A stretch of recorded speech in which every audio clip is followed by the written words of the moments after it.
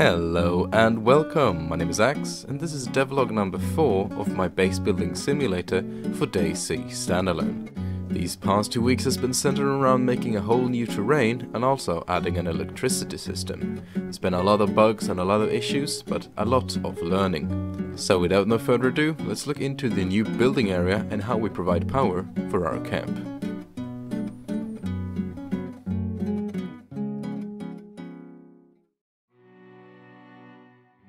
When making the terrain for the new building area, I quickly realized it was very hard to replicate anything that's in Chernarus.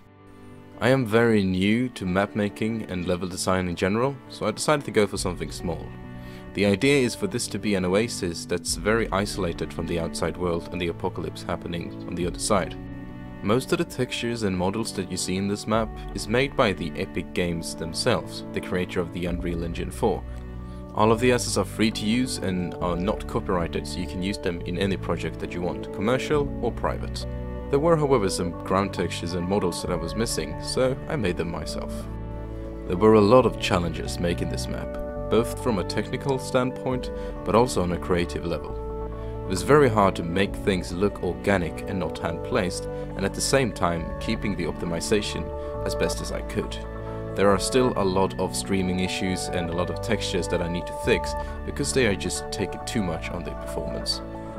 But with that said, I'm very happy with the end result and I'm getting good frames wherever I go on the map.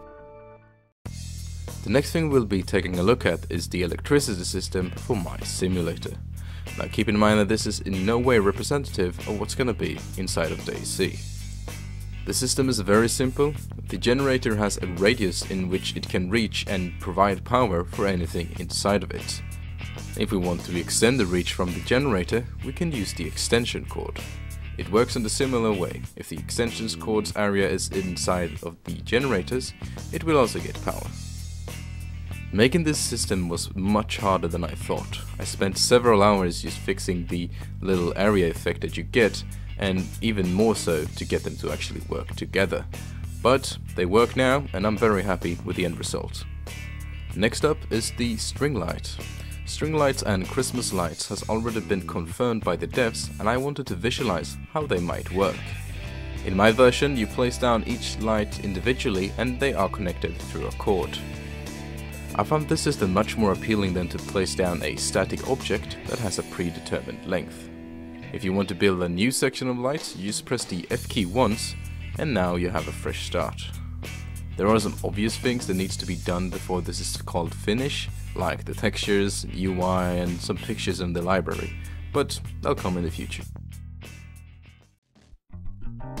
Next week will be dedicated to finalize the electricity system and also update any models that are now getting old.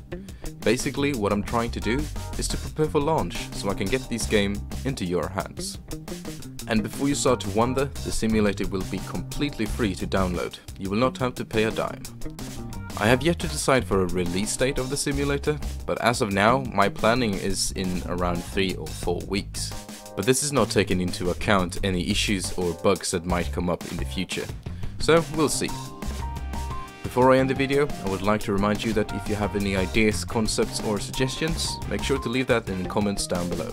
And if you like this video, make sure to give it a thumbs up. And if you want more content like this, consider subscribing to my YouTube channel. Thank you very much for watching, and I will see you in the next video.